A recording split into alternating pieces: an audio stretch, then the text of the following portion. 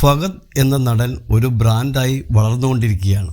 കയ്യെത്തും ദൂരത്ത് എന്ന ചിത്രത്തിലൂടെ കരിയർ തുടങ്ങിയ ഫഹദ് ആരംഭത്തിൽ തന്നെ തിരിച്ചടി നേരിട്ടെങ്കിലും പിന്നീട് മലയാള സിനിമ കണ്ടത് മലയാളത്തിലെ മികച്ച നടന്മാരിൽ ഒരാളുടെ ഗംഭീര തിരിച്ചുവരവായിരുന്നു. ഇന്നിപ്പോൾ മലയാളം പോലെ തന്നെ അന്യഭാഷകളിലും തിരക്കുള്ള നടനാണ് ഫഹദ്.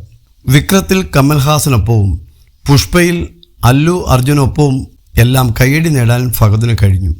ഏറ്റവും പുതിയ ചിത്രം ആവേശത്തിലും അത് ആവർത്തിക്കുകയാണ്. എന്നാൽ ഫഹദ് ഒരു നടൻ മാത്രമല്ല, ഗംഭീര ഫിലിം മേക്കർ കൂടിയാണെന്ന് നടനും സംവിധായകനുമായ വിനീത് കുമാർ പറയുന്നു. ഫഹദിനെക്കുറിച്ച് ആർക്കും അറിയാത്ത കാര്യമാണ് അതെന്നും തീർച്ചയായും ഫഹദ് ഭാവിയിൽ ഒരു സിനിമ സംവിധാനം ചെയ്യുമെന്നും വിനീത് കുമാർ പറഞ്ഞു. മിഹൈൻ വുഡ്സിനോട് സംസാരിക്കുകയായിരുന്നു താരം. ഫഹദ് എന്ന നടനിൽ നിന്ന് ഇനിയും ഒരുപാട് കാണാനുണ്ടെന്നും വിനീത് പറഞ്ഞു.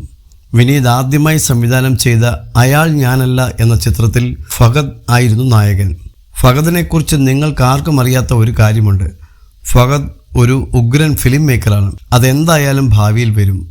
ഞാൻ കാണുന്ന അഭിമുഖങ്ങളിലെല്ലാം ഫഹദ് പറയാറുള്ളത് കാണുന്നുണ്ട്. ഫഹദ് ഒരു സിനിമ സംവിധാനം ചെയ്യില്ലെന്ന്. പക്ഷെ ഞാൻ വിശ്വസിക്കുന്നുണ്ട്, തീർച്ചയായും അവൻ ഒരു സിനിമ സംവിധാനം ചെയ്യും.